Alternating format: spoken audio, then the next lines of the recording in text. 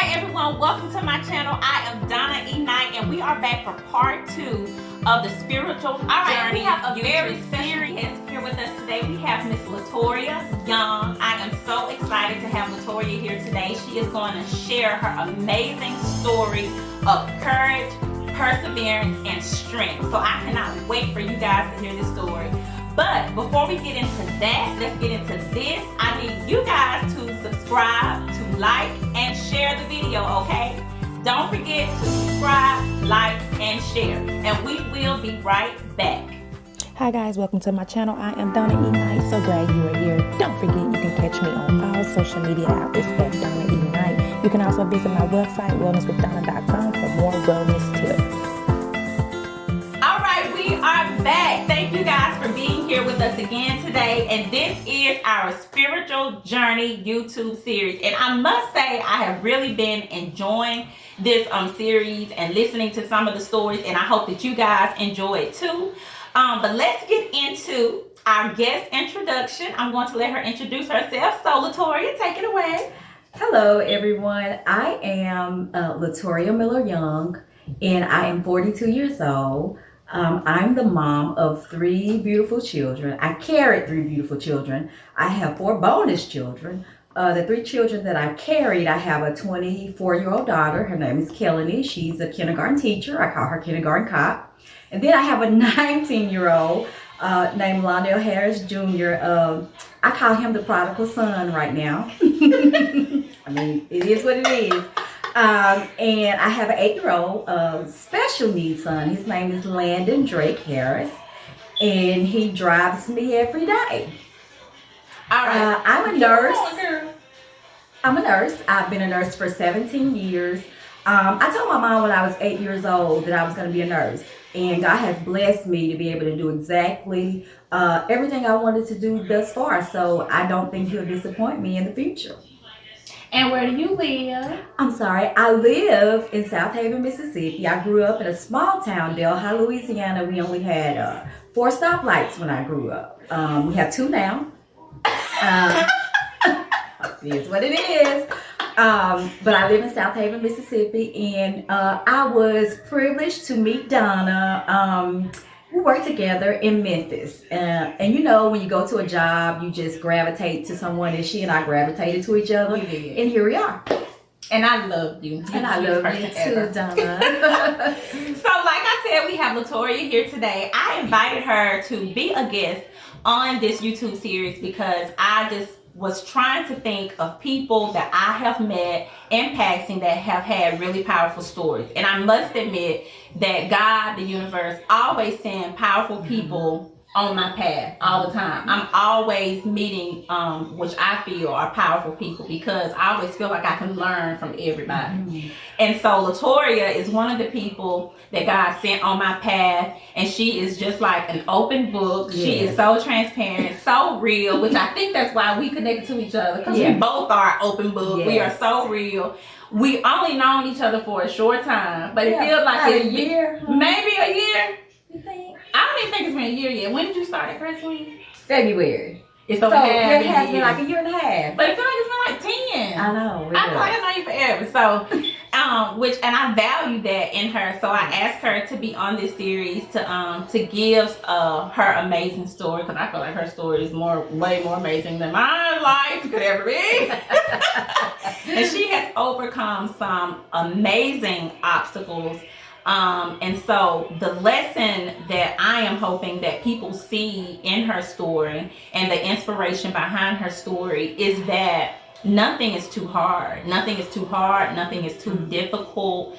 God places this inner spirit inside of us, and that spirit gives us this amazing amount of strength. And Latoria, in my opinion, is one of the stories of that amazing amount of strength.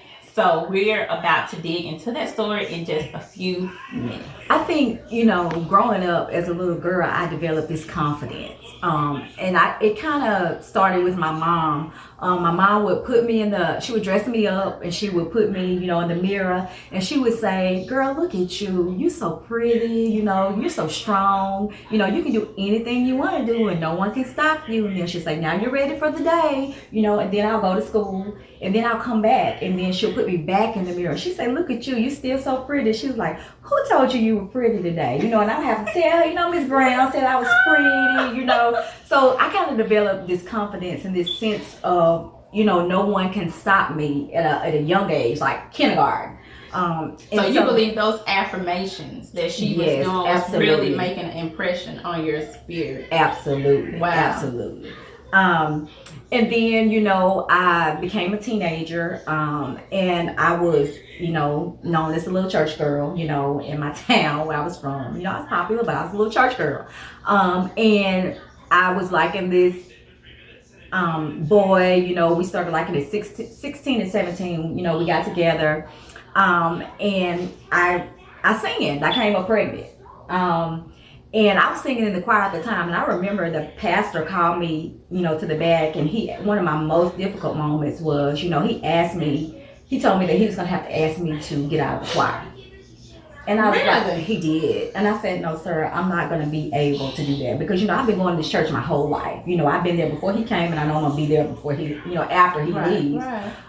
And so he told me, "Okay, so if you can defend yourself, I'll let you."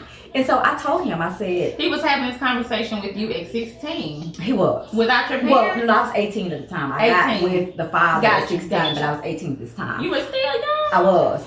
And so I told him, the Bible says, we as humans, we put categories on sinning. We do. But to God, all sins are the same. I told him, so, and I was in the choir with a bunch of other my teenage friends. I knew what they were doing, and of course I didn't rat them out, but I told him, asking me to get out because I'm pregnant is just like asking someone to get out because they tell a lie. And we know as sure as people's mouths are split, sometimes we don't always tell the truth. Right. And so when I told him that, he let me marry this person. So that at 18, we stayed married for 18 years, 3 children. And throughout, the marriage, we had some difficulty. Mm-hmm. When I spoke, I think for Black History, I told him that I was a woman that had to put the dresser in front of the bedroom door and make my children, whom was, I think, 5 and 10, think that we were playing a game when actually we were hiding from their dad. So that was one of the most difficult, moments that I had. I had to manage, keeping myself safe, and my children safe without them knowing. What was really? Yeah, that's what I had to do. Wow. So that was difficult as well. And we were a year, I guess 15 is when I got pregnant for the 3rd time. And God gave me my miracle baby, Landon. I think it was the hardest thing that I have ever, had to do. I was doing great during the pregnancy. I was actually able to work. It was the only pregnancy that I ever worked with. The other children, I didn't work with them. And I was getting monthly ultrasounds because I did have fibroids, while I was pregnant. And everything was fine up until I hit 36 weeks. And I'll never forget, it was a few days before my mom's 50th birthday. And my family is big, so it was going to give my mom this big 50th birthday party. Well, that Wednesday, I had a doctor's appointment, and we left home at 8:30 in the morning. My ex-husband you were in and I. Texas. I was in Texas right? at this time. I was.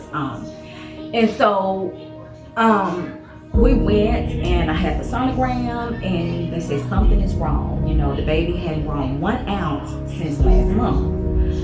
And I'm like, okay. And so they sent us upstairs to a high-risk physician. And so the physician herself actually this time did the sonogram. And she took thousands of pictures.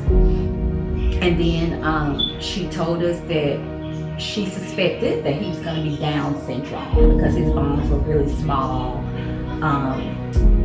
And she measured them, and she told me she thought he was going to be Down syndrome. And she also told me that something was wrong with his heart because she should be able to get all 4 chambers of the heart on one picture, that she couldn't.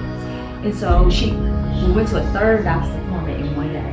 sent us to a cardiologist, and the cardiologist, you know, they took thousands of pictures of his heart. Now, I was a nurse already.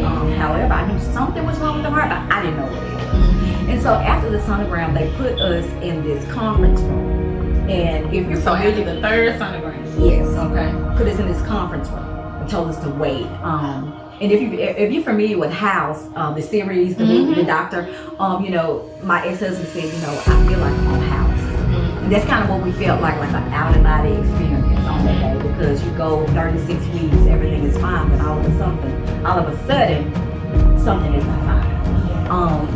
And they came in and they told us that Landon actually had only three chambers in his heart, and that there was a hole where all three of those chambers met, and also that they could not see his aorta.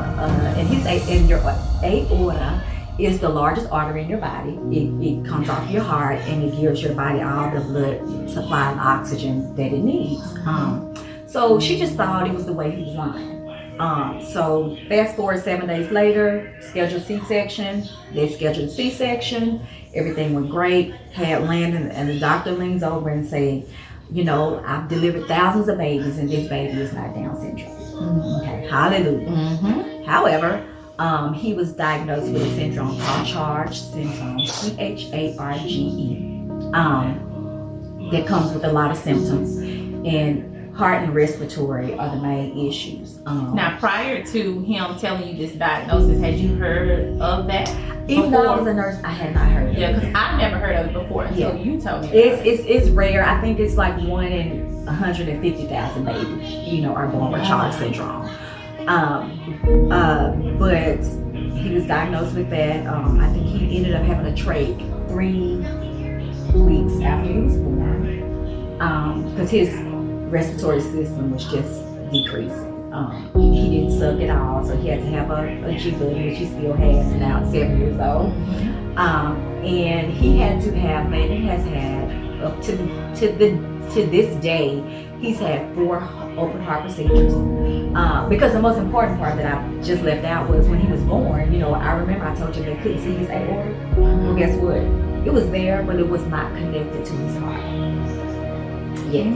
So 5 hours after birth, you know, they put Landon in a helicopter and flew him to a different hospital than where I was. And just to show you how much I am an overcomer, I told the nurses, you know, I'm going home in the morning. And they said, he's not going to leave you go home in the morning. You had a C-section today at 1 o'clock. And of course I was a nurse, so I got up and I took my own catheter out. And I went to the restroom. We do not give your medical advice here, okay? And I went to the restroom. You know, I had to go and see my son. Because at this point he was gone, right? Yes, and I've been told, you know, we don't know if we can save him. So at this point, I gotta go. It's more beneficial for me to go be with him. Yes. So how far away was Landon? It was only about 30 minutes. But they flew because he was so, you know, sick at the time. And so I woke up at 6 a.m. the next morning, put my own catheter out, went to the restroom, called the nurse, like, you talking about me. you know, called the nurse like, hey, I've gone to the restroom, I'm up, I've showered, I'm ready, I'm dressed, where's the doctor?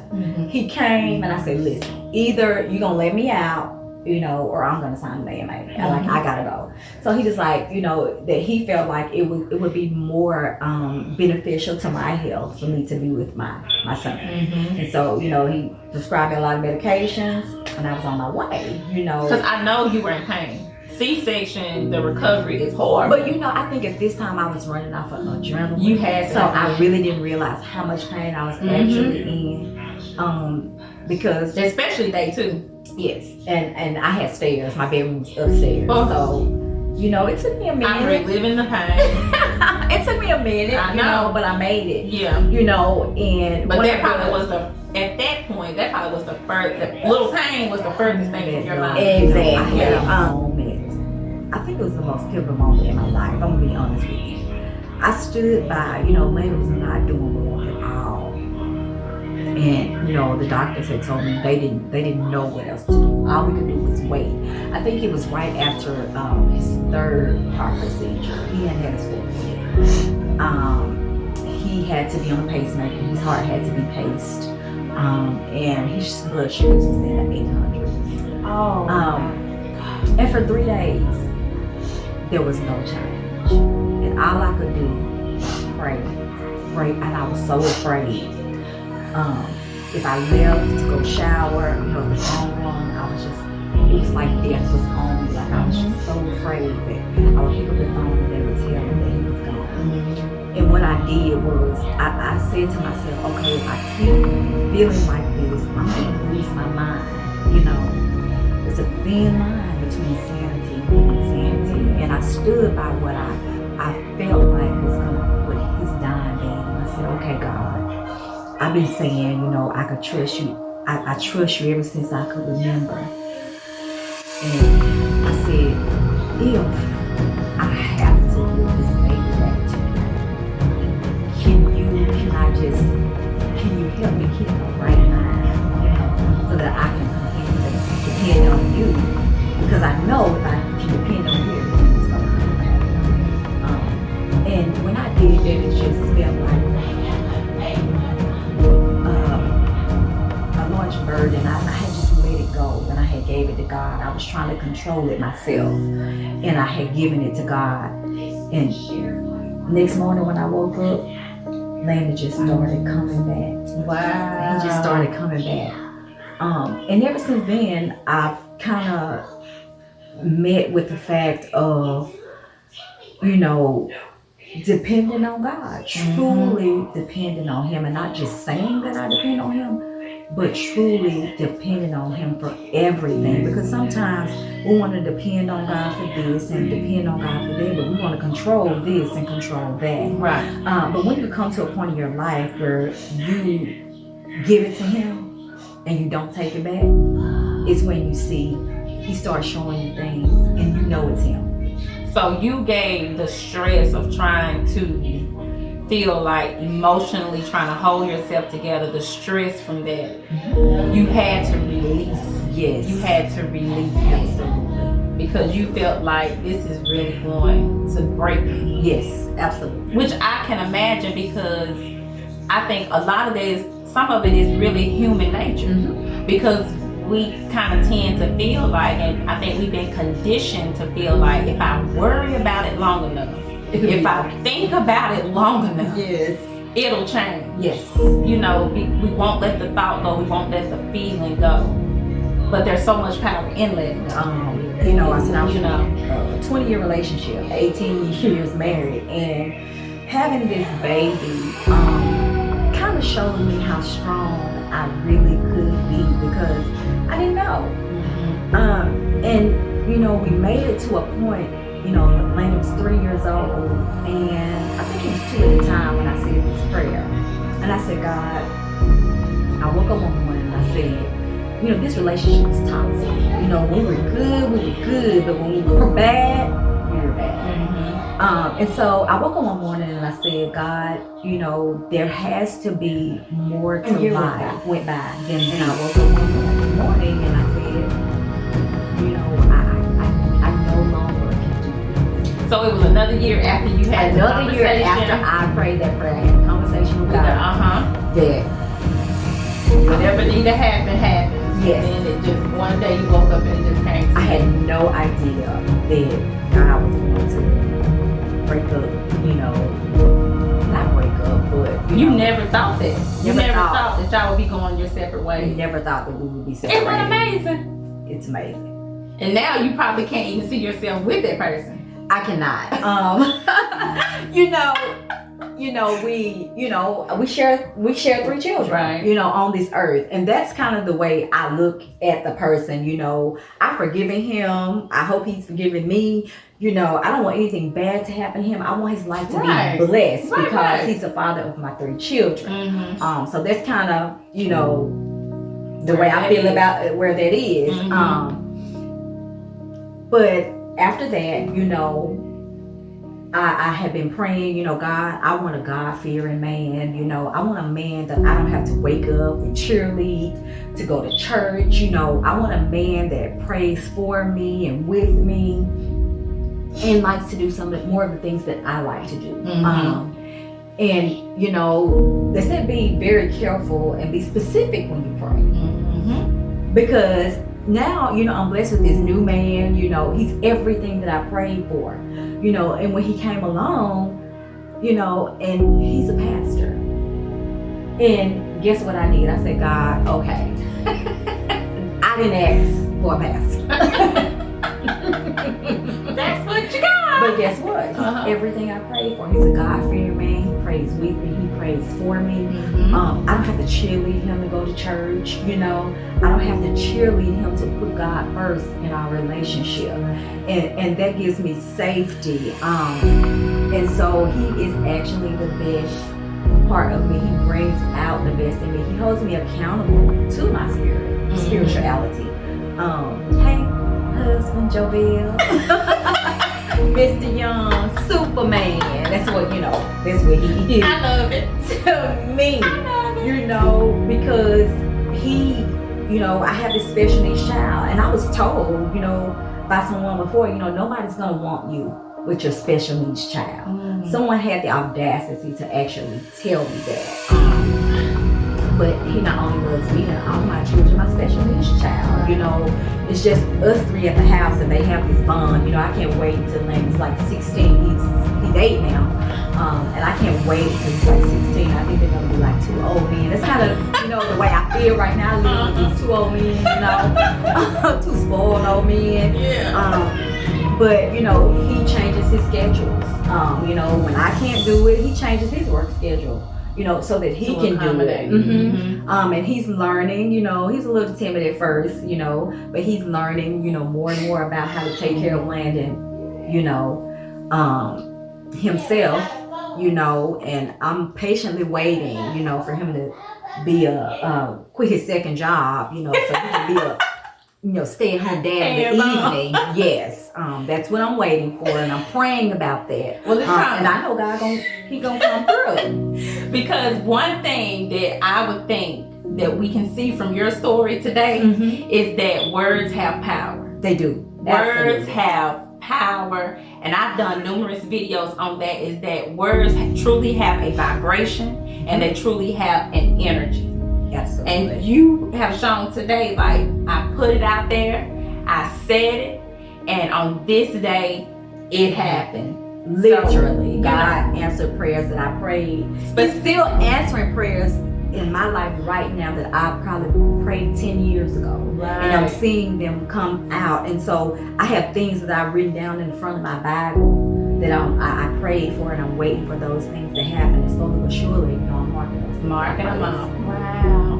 So on your journey, besides the power of your words and how your prayers have been answered and the things that you've gone through, what would you look back now at Latoria today? What would you tell Latoria, who was 18 at the time when she was getting married and starting her family? Oh my God. What would you tell her? I would tell her, slow down. Wow. Yeah, that would be one of the first things I would say, slow down. And I would tell her that you have to always teach people, you know, how to treat you. From the largest to the smallest, you have to train people how you want to be treated. You have to be good to yourself first. And then secondly, you have to teach people how to treat you, because it took me a few years also to learn that, you know, if I say something, I need to stand on it and back it up. Because I learned that if I tell someone that I'm going to do something, if they do one thing and I'm going to do something, my reaction is going to be. And if I don't stand on that, I teach them that I was more of a joke than they thought I was in the first place. And that people will play with you as long as you let them. So honor yourself. Yes. Honor yourself. Well, Latoria, I thank you so much for sharing like all this wisdom that you shared with us today and your amazing story. I am so sure that it's so many people out there that are going through, because one of the hardest things for us to do, particularly in our community, is to talk about our trials and our tribulations. You know, we want to be on social media and pretend like every day is a good day, and every day is not a good day. And so there is strength in sharing stories, you know, and helping people. Because like I said, I haven't met one person in my life that I didn't learn something from. Even if it was, I don't want to be like that. Just whatever. Yes. So, you know, I just really, really appreciate you sharing that and, you know, revisiting those kind of, because I'm sure all of that probably is not easy, you know, to revisit. It's getting easier. Every time I talk about it, it gets easier because when you talk about things, you know, it becomes therapeutic, you know, for you. Yeah. Yeah. Well, I would just like to say, Donna, I am honored, you know, that you're that you feel like I'm so interesting. That you can do an interview with me. I feel honored. And I just like to say that, you know, I support, you know, my passion in life is supporting special needs moms. Because I'm not only, you know, making it through it, but I'm actually thriving. And so my passion is to help special needs moms and encourage them.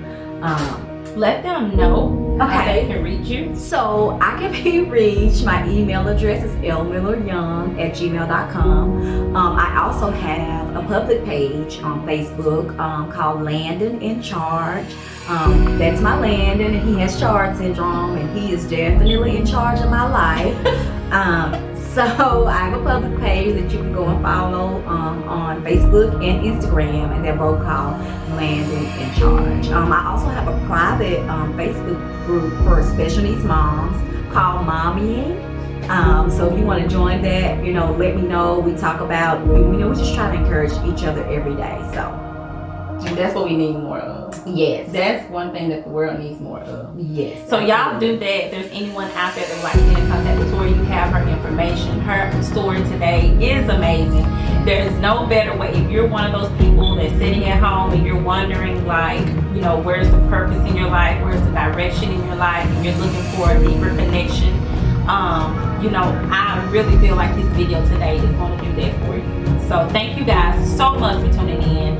Remember, don't forget, subscribe, like, and share the video. I'm sure it could help so many people. And I love you guys for watching. Thanks so much.